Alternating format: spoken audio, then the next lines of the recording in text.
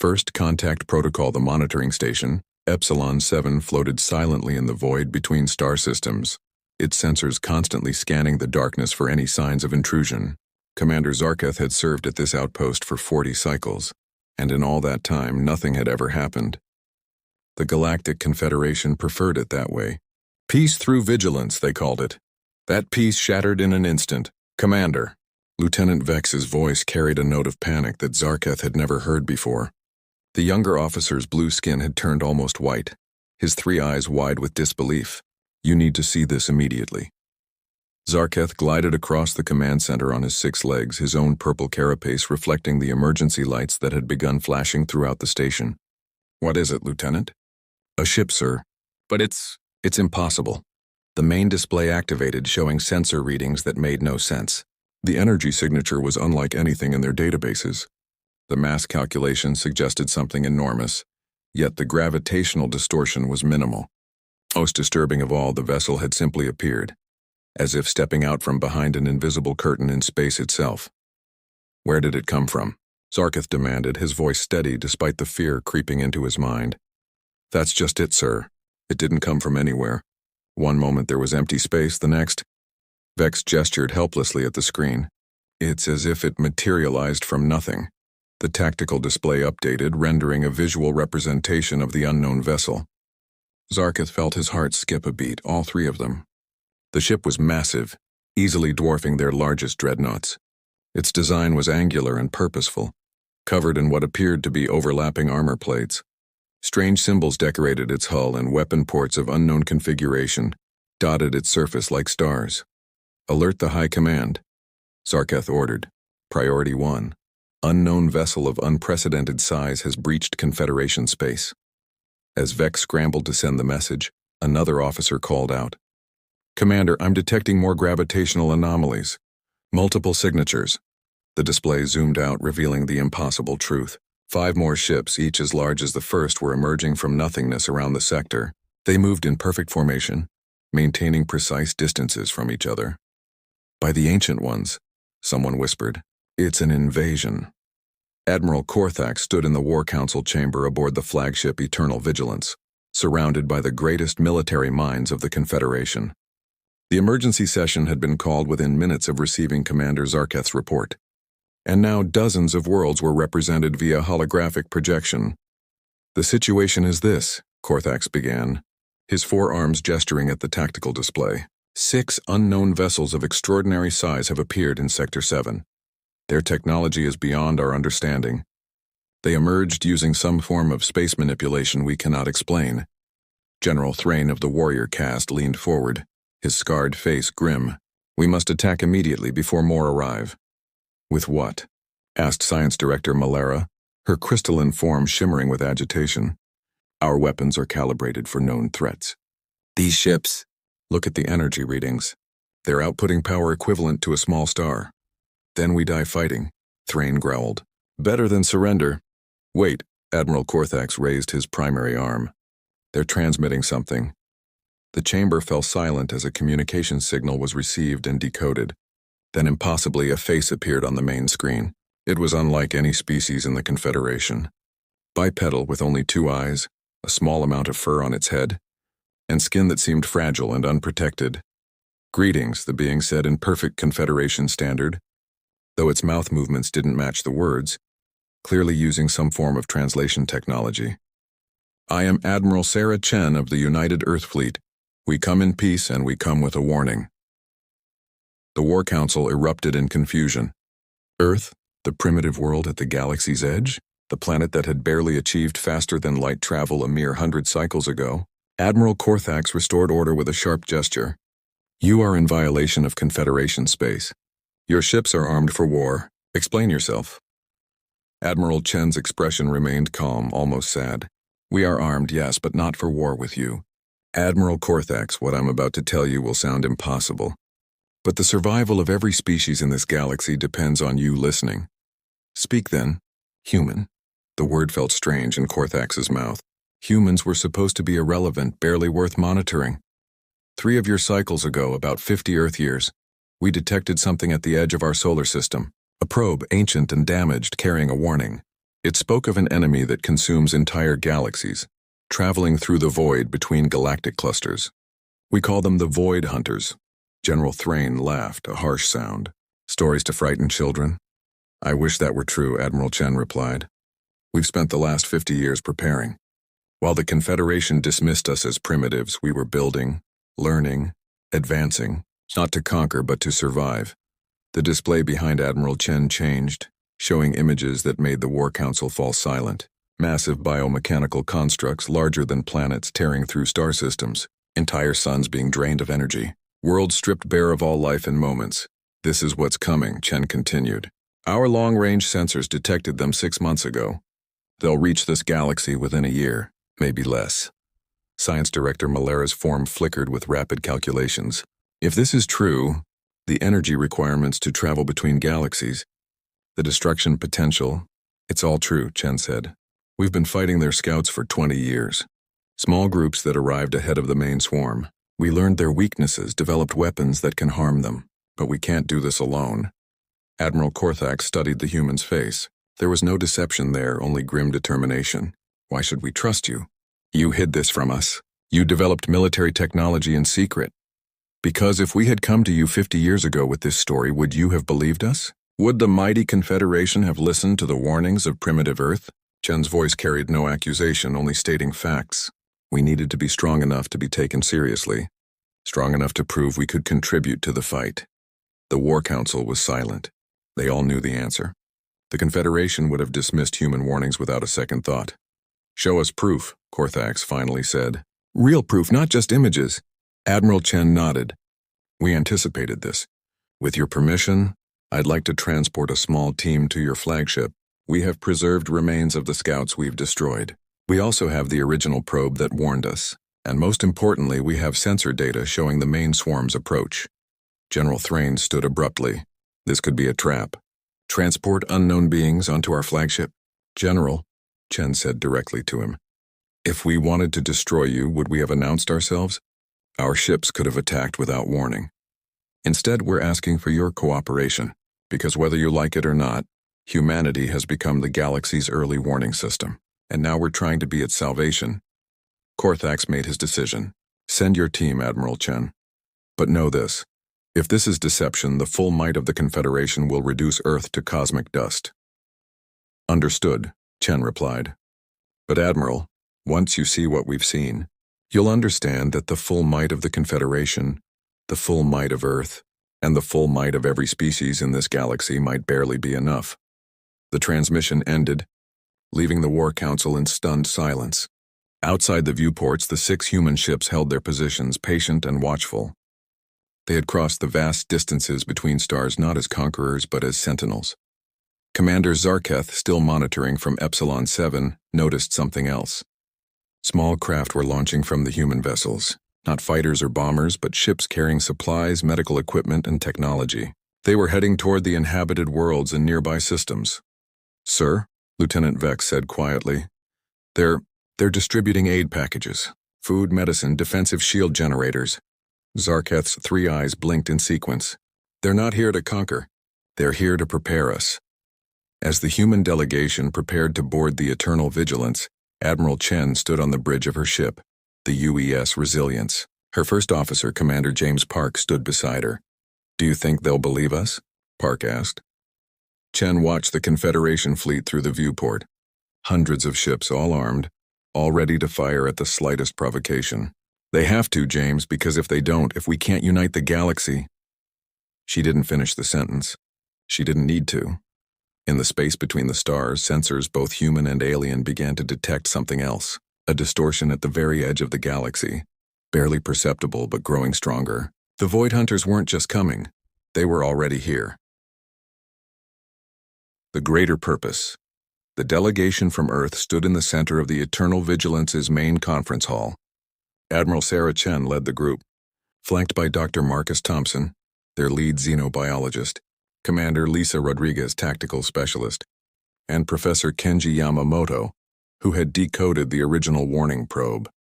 The Confederation's leadership surrounded them in a circle, representing 15 different species. Some towered 3 meters tall, others barely reached Chen's waist. Some had scales, others had fur, and still others seemed to be made of living crystal.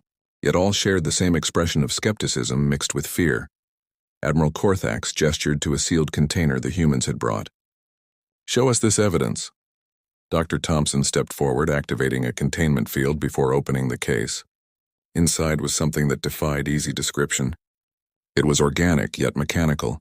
Dead, yet somehow still emanating a faint energy signature. Parts of it seemed to exist in more dimensions than the standard 3.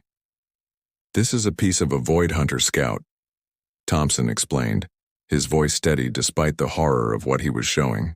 "We destroyed it near Jupiter 15 years ago. It took 3 of our ships and a coordinated attack with weapons we'd specifically developed to combat them." Science Director Malera floated closer, her crystalline form resonating with scientific instruments. "The molecular structure, it's partially out of phase with our reality. How is that possible?" "They don't fully exist in our dimension," Thompson replied. "That's why conventional weapons are almost useless against them. They can phase through shields, armor, even entire planets if they choose, but they become solid when they feed." General Thrain reached out with one armored hand, stopping just short of touching the specimen. "If weapons don't work, how did you destroy it?" Commander Rodriguez took over. "Quantum-locked weaponry. We discovered that certain energy frequencies can force them fully into our dimension for brief periods. During those windows, they're vulnerable, but the timing has to be perfect, and the energy cost is enormous." Professor Yamamoto activated a holographic display, showing the ancient probe that had started humanity's frantic preparation. It was clearly not of human or any known alien design, covered in symbols that hurt to look at directly. "This probe traveled for millions of years to reach us," Yamamoto said.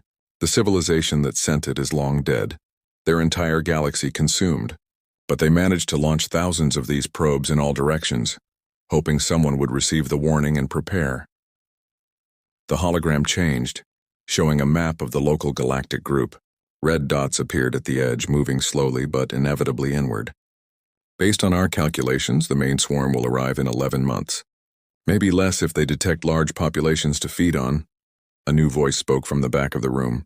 It was Ambassador Zalok of the Merchant Coalition, a group of trading worlds that rarely involved themselves in military matters. "If this threat is real, why did humans not share this information sooner? Why prepare in secret?" Admiral Chen faced him directly. "Ambassador, with respect, humanity tried to join the Galactic Confederation 40 years ago. We were rejected, called too primitive, too violent, too unpredictable. Your own council voted against even establishing formal diplomatic relations with Earth. The uncomfortable truth hung in the air." Many in the room remembered that vote. Chen continued. "So we had a choice: reveal the threat and be ignored, or prepare ourselves and hope we could grow strong enough to make a difference. We chose the latter. But we never stopped watching, never stopped hoping that when the time came we could stand together."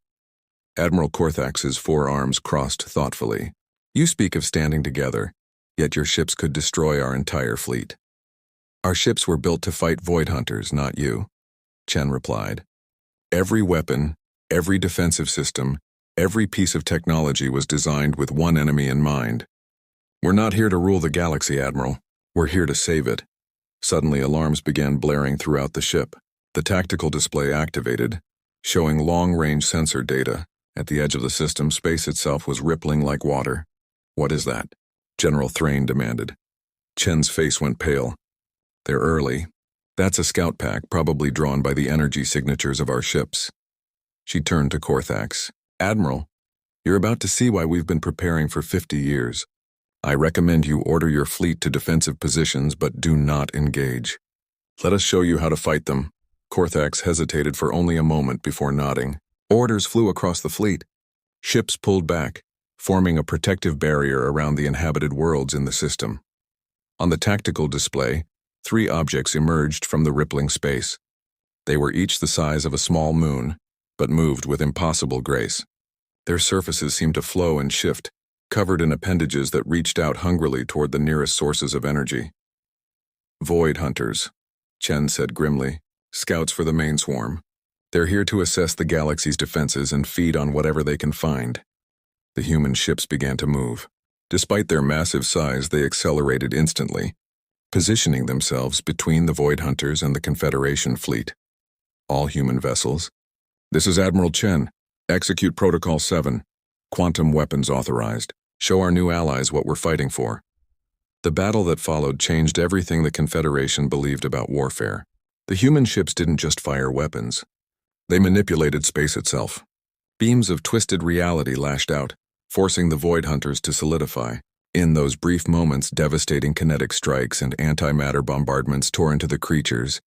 The Void Hunters retaliated with attacks that passed through shields like they weren't there.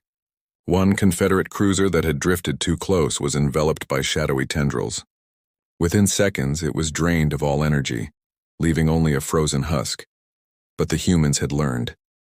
Their ships danced through space, predicting the Void Hunters' phase shifts. They worked in perfect coordination, one ship forcing a creature solid while another delivered the killing blow. In 20 minutes, it was over. 3 Void Hunters lay dead in space, their massive forms already beginning to dissolve. The conference hall was silent. Everyone had watched the battle, seen the impossible made real. General Thrain was the first to speak, his warrior's pride overcoming his shock. "Teach us," he said simply. "Teach us how to fight these things." Admiral Chen smiled for the first time since arriving. "That's why we're here, General. But we need more than just military cooperation. We need resources, manufacturing capabilities, and most importantly, unity. The Void Hunters feed on division as much as they feed on energy."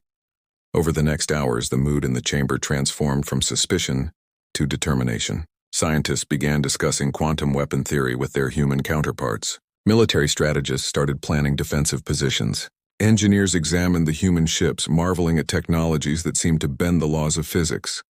Dr. Thompson worked with Science Director Malera, sharing decades of research. "The key is understanding that they're not entirely in our universe. They exist partially in a parallel dimension where different physical laws apply. That's why they can ignore our conventional defenses. But if we can force them fully into our dimension..." Malera's crystalline form pulsed with excitement. "Exactly. Then they're vulnerable. It requires enormous energy, but it works." Meanwhile, Commander Rodriguez met with General Thrain and his warriors. "The most important thing is coordination. A single ship, no matter how powerful, can't defeat them alone. But working together, creating overlapping fields of quantum distortion, we can trap them." As plans took shape, Professor Yamamoto made another discovery. The ancient probe contained more than just warnings. It held the combined knowledge of the civilization that sent it, weapons designs, defensive strategies, and most importantly, records of what didn't work. They tried to fight alone, Yamamoto explained to the assembled leaders. Each species thought they could handle the threat independently. By the time they united, it was too late. That's the real warning here. Not just that the Void Hunters are coming, but that only together can we survive. Ambassador Zelak, who had been skeptical at first, now stood before the assembly. "The Merchant Coalition will provide full support. Our manufacturing worlds will begin producing quantum weapons immediately. Our trade routes will ensure resources reach where they're needed most." One by one, other species pledged their support. The warrior castes would provide soldiers. The scientists would research new weapons. The builders would construct defensive stations. The psychics would create early warning networks. Admiral Chen watched it all with a mixture of relief and determination. Humanity had spent 50 years preparing for this moment, not knowing if the galaxy would unite or fracture when faced with the truth. "Admiral Korthax," she said during a brief respite in planning, "there's something else you should know. We've been in contact with species beyond Confederation space. The Outer Rim colonies, the nomad fleets, even the isolation worlds. They're all preparing too." Korthax's eyes widened. "The entire galaxy? The Void Hunters don't discriminate. They consume everything. So yes, everyone needs to be ready. This isn't about politics or territory anymore. It's about survival." As the day progressed, more reports came in. Human ships were appearing throughout the galaxy, each one sharing technology and knowledge. Defensive platforms were being deployed around key worlds. Training programs were being established to teach quantum warfare techniques. But perhaps most importantly, fear was being replaced by hope. The galaxy had faced threats before, but never one like this. Yet humanity, the species everyone had dismissed as primitive and irrelevant, had given them a fighting chance. That night, as Admiral Chen stood on the observation deck of the Eternal Vigilance, Commander Park joined her. The integration is going better than we hoped, he reported. The Confederation's manufacturing capabilities far exceed ours. With their resources and our technology, we might actually win this, Chen finished. She looked out at the stars, knowing that somewhere among them the main swarm was approaching. Our ancestors looked up at these same stars and wondered if we were alone. Now we know we're not, and that might just save us all. In the conference hall, the United Species of the Galaxy continued their work. Engineers from a dozen worlds collaborated on new ship designs. Scientists shared theories that had been closely guarded secrets. Warriors trained together, learning to fight an enemy unlike any they had faced before. The transformation was remarkable. In a single day, the galaxy had gone from fragmented and suspicious to united and determined. The human ships, once seen as threats, were now viewed as the salvation they truly were. As the plan solidified and the first joint human-alien fleet began to form, Admiral Korthax addressed the assembly one final time. For 1,000 cycles, the Confederation has stood as the guardian of peace in this galaxy. Today we face our greatest test, not from each other but from beyond the stars themselves. Humanity has given us the tools and knowledge we need. Now we must find the courage to use them. He turned to Admiral Chen. On behalf of all member species, I formally invite Earth to join the Galactic Confederation, not as a junior member but as a full partner. Your actions have proven that humanity is exactly what this galaxy needs. Chen accepted with a deep bow. We are honored, Admiral. Together, we'll face whatever comes. As the meeting concluded and representatives returned to their worlds to begin preparations, the truth of the situation settled over everyone. In 11 months, perhaps less, the greatest threat the galaxy had ever known would arrive. But they would not face it divided and weak. They would stand together, armed with human ingenuity and alien strength. The panic that had gripped the galaxy when the human ships first appeared had transformed into something else entirely. It had become determination, unity, and above all, hope. The Void Hunters were coming, but the galaxy would be ready. The Crimson Armada arrives. The fabric of space tore open like a wound across the void, bleeding crimson light into the darkness beyond Neptune's orbit. Admiral Alina Rodriguez stood on the bridge of the TDS Defiance, watching her tactical displays, with the calm that only came from 30 years of military service. She had seen many things in her career, but nothing had prepared her for this moment. 9,900 ships poured through the dimensional rift, like angry wasps from a disturbed hive. Each vessel was massive, easily 3 times larger than Earth's heaviest battlecruisers. Their hulls gleamed with the dark metallic sheen of advanced alien technology, and their weapons arrays pulsed with energy that registered off the charts on every sensor. The Vorthon Collective had finally come to Earth. Elena's second-in-command, Captain Marcus Webb, approached with a grim expression. His normally steady hands trembled slightly as he held the preliminary sensor readings. The numbers told a story that no military strategist wanted to hear. Admiral, final count confirms 9,900 enemy vessels. Our combined fleet strength is 340 ships. Webb's voice remained professional, but Alina could hear the underlying tension. Intelligence estimates their smallest frigate could destroy our largest dreadnought in single combat. Alina nodded, her weathered face showing no emotion. She had known this day would come ever since humanity had made first contact with the Vorthon scouts 3 years ago. The aliens had been polite enough during the initial diplomatic exchanges, but their message had been clear from the beginning: submit to collective authority or face annihilation. Humanity had chosen a third option.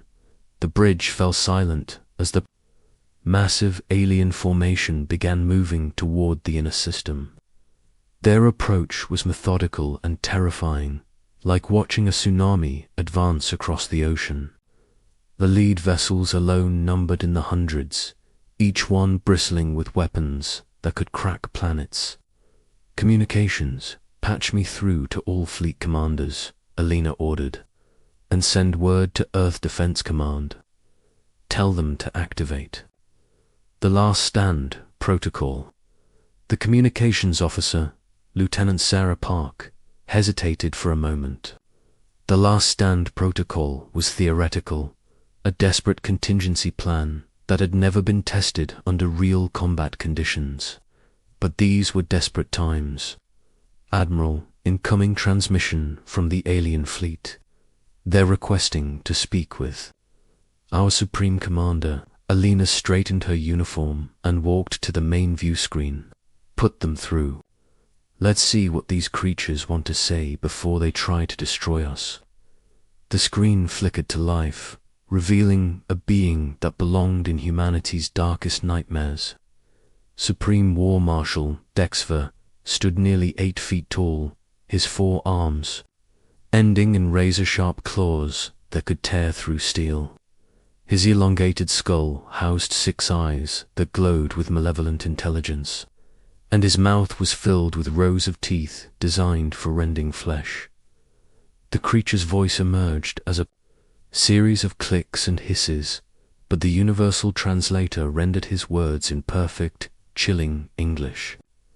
I am Supreme War Marshal Dexver of the Vorthan Collective. You stand before the greatest military force in galactic history. We have conquered 800 civilizations across 50 sectors. Your pathetic species will surrender immediately, or you will join the extinct races whose bones litter our trophy rooms. Elena stepped forward, meeting the alien's gaze without flinching. She had faced down pirates, rebels, and the worst humanity had to offer during her career. This oversized insect didn't intimidate her. I am Admiral Alina Rodriguez of the Terran Defense Corps. This is our home system, and we don't surrender our home to anyone. If you want Earth, you'll have to take it from our dead hands. The alien's mandibles clicked in what might have been laughter. Your defiance is amusing, mammal. We have studied your species for decades. You are soft, weak creatures who have barely escaped your own gravity well. Your ships are primitive, your weapons are toys, and your tactics are centuries behind our military doctrine. Elena smiled, but there was no warmth in it. You've studied us, have you? Then you should know that humans have one particular talent that sets us apart from other species. And what talent is that? We're very, very good at killing things that try to kill us. The transmission ended with Vexfer's harsh laughter echoing across the bridge. The alien fleet began spreading into attack formation, their movements precise and coordinated. Alina watched them deploy with professional interest, noting their tactical patterns and ship classifications. They're using the Crimson Fist formation, she observed. Classic, overwhelming force doctrine. Maximum intimidation factor with concentrated firepower at the spearhead. Webb checked his tactical display. Our fleet is outnumbered 29-1, Admiral.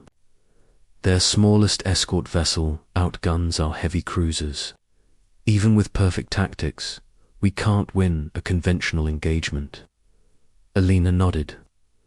She had never expected to win a conventional battle against the Vorthan Collective, but humanity had learned long ago that conventional thinking was often the first casualty of war. Signal all ships. Implement dispersion pattern Delta 7. I want our forces scattered across the entire outer system.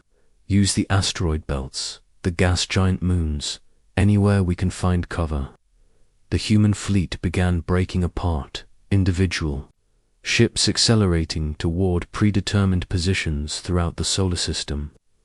To external observers, it looked like a panicked retreat.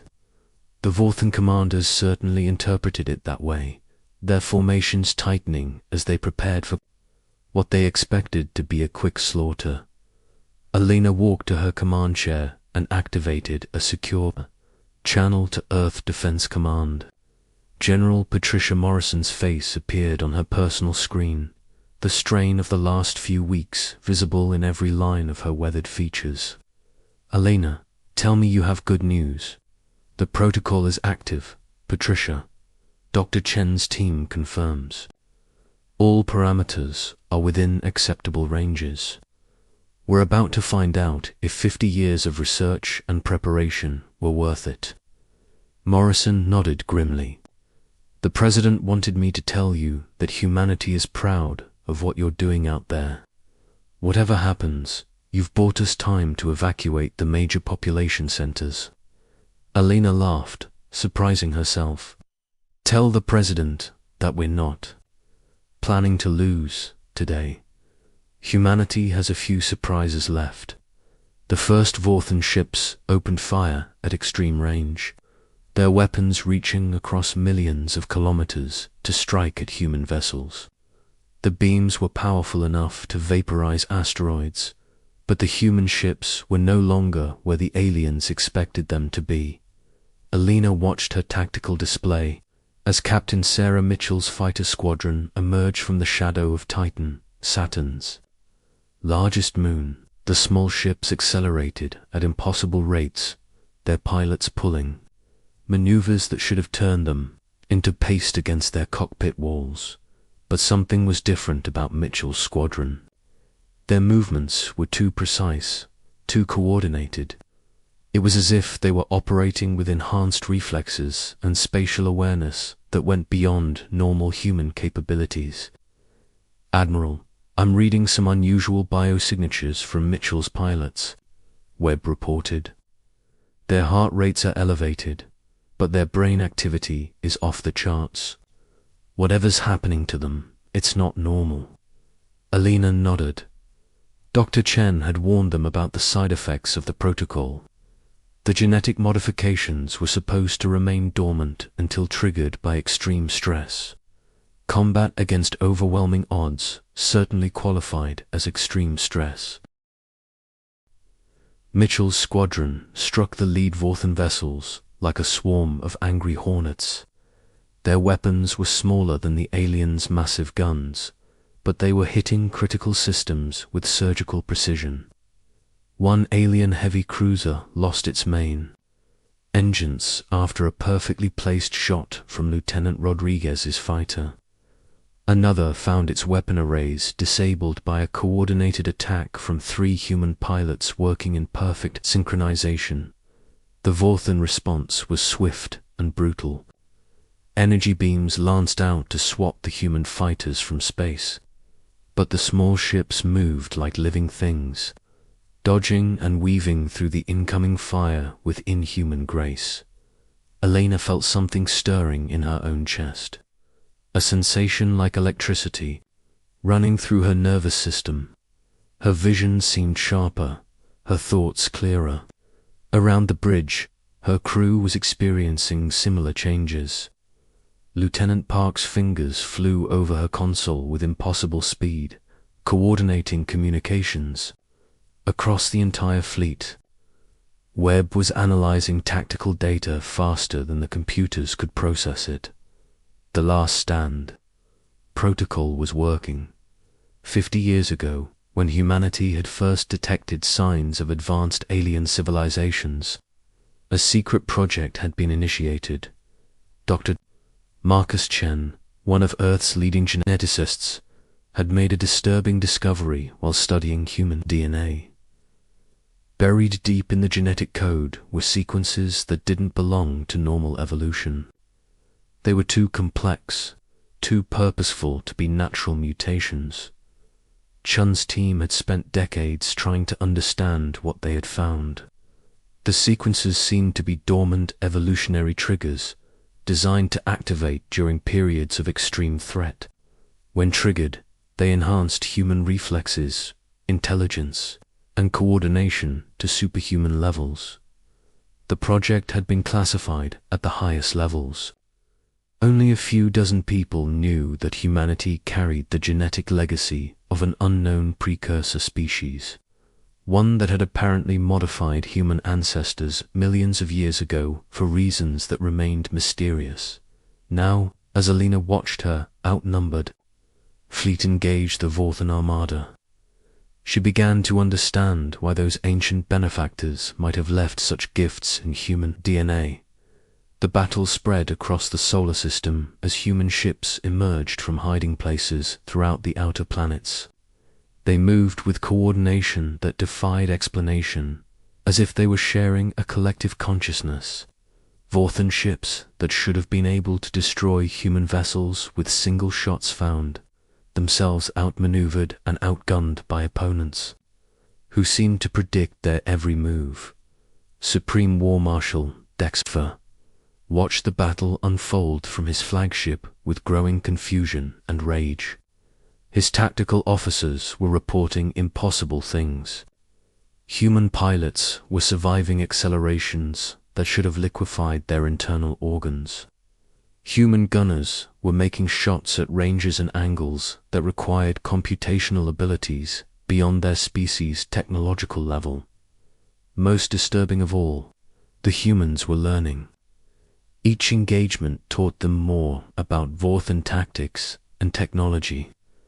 They adapted and countered with a speed that suggested some form of genetic memory or inherited knowledge. War Marshal, we have lost 63 vessels in the first engagement, reported his chief tactical officer. Human casualties are minimal. Their fighters are operating at efficiency levels that exceed our computer models. Dexfer's mandibles clicked with rage.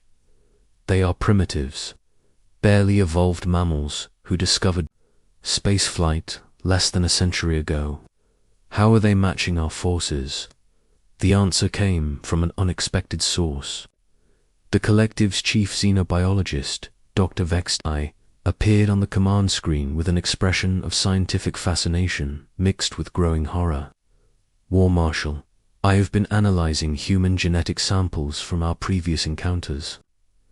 I have found something that changes everything we thought we knew about this species. Explain quickly. We are in the middle of a battle. The humans are not what they appear to be, sir. Their DNA contains artificial modifications that are millions of years old. Someone or something enhanced their ancestors, giving them dormant capabilities that activate under extreme stress. Dexfer felt a chill run through his exoskeleton. What kind of capabilities? Enhanced reflexes, increased intelligence, improved coordination, and something else. Something I have seen before in our historical records, where Dr. Vextai's next words struck terror into the heart of the Vorthan's supreme commander. The ancients, sir, the extinct race that once ruled this entire galaxy. The humans carry their genetic signature. Asterisk when prey becomes predator. The revelation hit the Vorthan command like a plasma torpedo to the hull. Supreme War Marshal Dexfer stared at the genetic analysis floating on his holographic display, his 6 eyes trying to process information that challenged everything the collective knew about galactic history. The ancients had been the galaxy's first spacefaring civilization, ruling over countless worlds millions of years before the Vorthan collective had even evolved. Their technology had been so advanced that it seemed like magic to lesser species. They had disappeared suddenly, leaving behind only ruins and legends that spoke of their incredible power. If the humans carried ancient genetic modifications, it explained everything that was happening in the battle around them. We are receiving priority communications from Fleet Command, announced his communications officer. They are ordering immediate withdrawal from the Terran system. Dexfer's mandibles clicked with fury. Withdrawal. We are the greatest military force in galactic history. We do not retreat from primitives. But even as he spoke, his tactical displays showed the truth. The Vorthan fleet was being systematically destroyed by human forces that seemed to grow, stronger and more coordinated with each passing minute. Ships that had conquered entire star systems were being outmaneuvered by vessels they should have been able to swat aside like insects. On the bridge of the TDS Defiance, Admiral Elena Rodriguez felt the full power of humanity's awakening flowing through her consciousness. Her awareness extended beyond her own ship to encompass the entire human fleet. She could sense the thoughts and intentions of every captain, every pilot, every gunner in the battle. They moved as one organism, a collective intelligence that had lain dormant in human DNA for millions of years. The sensation was intoxicating and terrifying at the same time. "Admiral, we're receiving reports from across the fleet," Captain Webb announced, his voice carrying an odd harmonic quality that hadn't been there before. "All crews are experiencing the enhancement effects. Reaction times are up 400%. Tactical processing is beyond anything our computers can match." Elena nodded, her enhanced perception allowing her to process multiple information streams simultaneously. She could see the battle unfolding across the entire solar system, like a three-dimensional chess game, and she knew exactly how to win. "Signal all vessels. Begin Phase 2 of the protocol. Release the genetic limiters completely." Webb hesitated for a moment. "Admiral, Dr. Chen warned us that full activation might be irreversible. We don't know what complete enhancement will." Due to human physiology, Elena turned to face her second-in-command, and Webb saw something in her eyes that made him step back. They still looked human, but there was an intelligence behind them that seemed ancient and vast. "Captain, we are about to show the galaxy why the ancients chose humanity as their inheritors. Give the order." Across the human fleet, the final genetic barriers fell away. In fighter cockpits, pilots felt their reflexes accelerate to superhuman levels. On battleship bridges, tactical officers began processing information at rates that made quantum computers seem slow. In engineering sections, technicians suddenly understood alien technology as if they had been working with it their entire lives. Captain Sarah Mitchell pulled her fighter through a turn that should have torn her ship apart, but her enhanced awareness allowed her to manipulate the craft's gravitational fields in ways that defied conventional physics. She could feel the stress patterns in her ship's hull, could sense the optimal flight path through the debris field. Ahead of her, her squadron had grown from 12 fighters to over 200 as more human pilots joined the coordinated assault. They moved like a school of fish, each individual craft perfectly synchronized with the others. When one pilot spotted a target, the entire formation instantly adjusted to bring maximum firepower to bear. The Vorthen heavy cruiser, Inevitable Victory, found itself surrounded by human fighters that seemed to appear from everywhere at once. Its massive weapons tried to track the small, fast-moving targets, but they were moving in patterns that were impossible to predict. When the cruiser's shields finally failed under the concentrated assault, the human pilots didn't simply destroy it, they boarded it. Vorthen security forces watched in horror as human marines cut through their ship's hull with tools that shouldn't have been able to penetrate advanced alien armor. The humans moved through the corridors with fluid grace, their enhanced reflexes allowing them to dodge plasma bolts and return fire with impossible accuracy. But it wasn't just their physical abilities that had been enhanced. The human marines seemed to understand Vorthen technology instinctively, hacking into computer systems and accessing databases as if they had been trained on alien equipment their entire lives.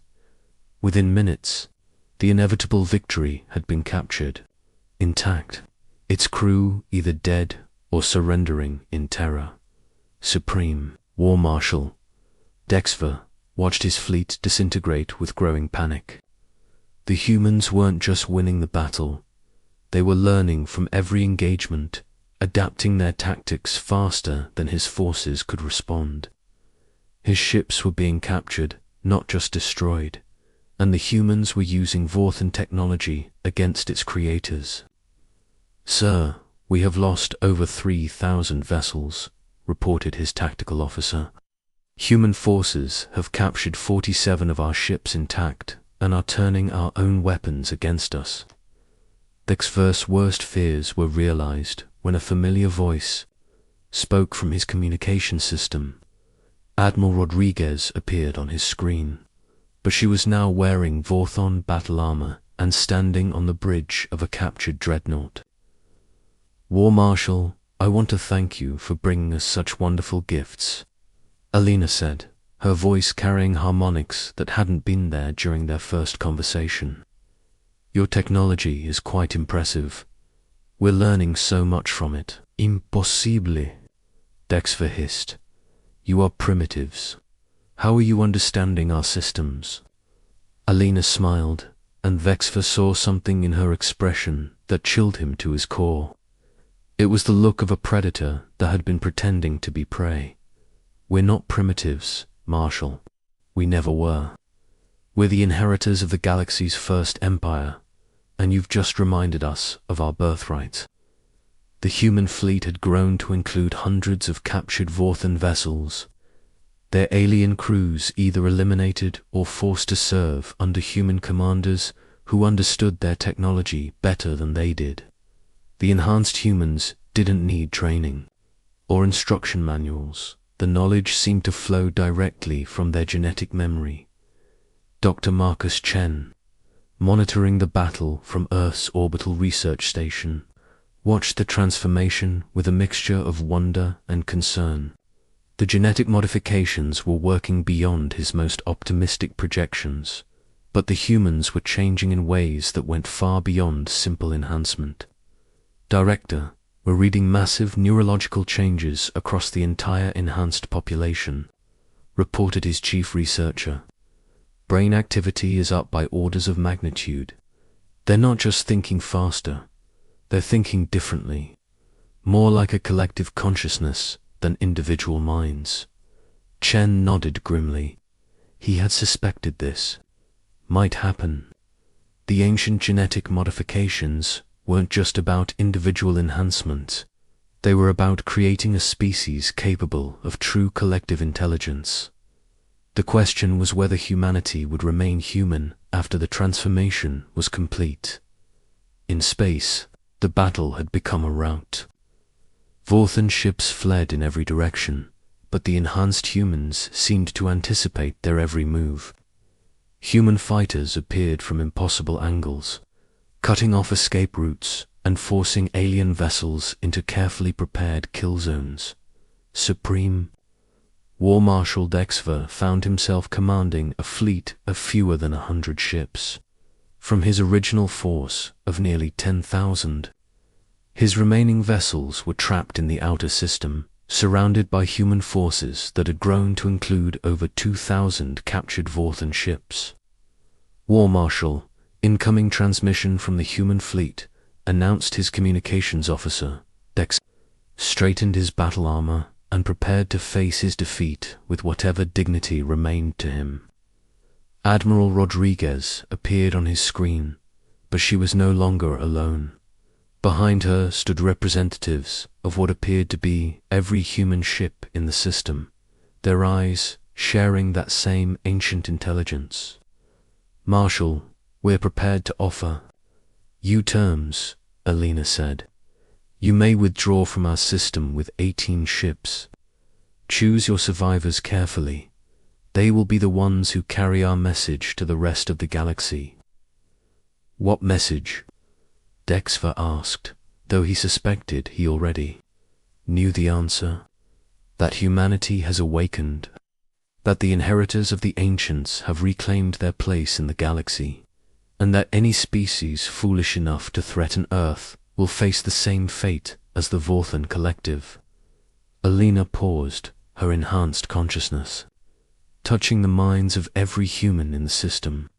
When she spoke again, her voice carried the weight of an entire species' collective will. "Tell them that we tried to be peaceful. We offered friendship, cooperation, mutual benefit. But when threatened with extinction, we remembered what we truly are. The screen filled with images of the devastated Vorthan fleet, thousands of ships, destroyed or captured, millions of crew members dead or imprisoned. The greatest military force in galactic history had been reduced to fewer than 20 vessels in a matter of hours. Go, Alina continued. Take your survivors and spread the word. Humanity is no longer prey.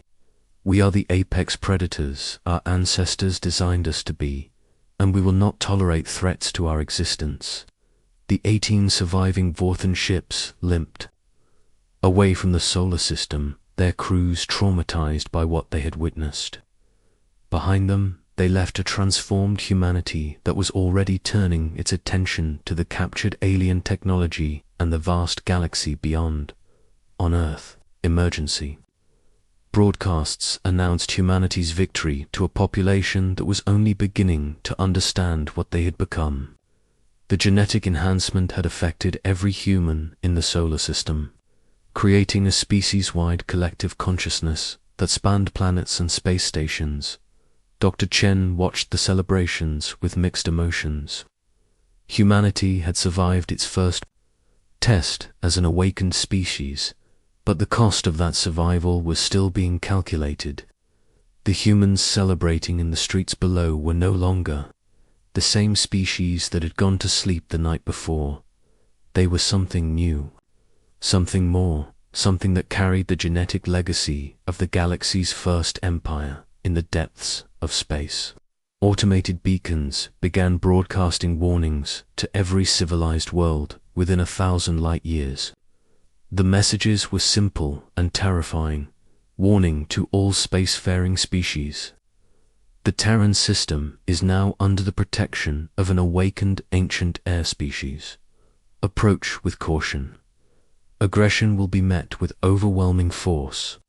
The sleeping giants have awakened, and they remember their strength. The galaxy would never be the same. Admiral Alina Rodriguez stood on the bridge of her flagship, now enhanced with captured Vorthon technology, and looked out at the stars with new eyes. Humanity had passed its first test, but she knew it would not be the last. Other species would come, drawn by curiosity or driven by fear of humanity's awakening. Let them come, she thought, her consciousness touching the minds of millions of enhanced humans across the solar system. We are ready for whatever the galaxy can throw at us. In the darkness between stars, ancient automated systems that had lain dormant for millions of years began to stir. The genetic triggers had been activated, the air species had awakened, and the galaxy's long-lost guardians were returning to claim their inheritance. The age of humanity had begun.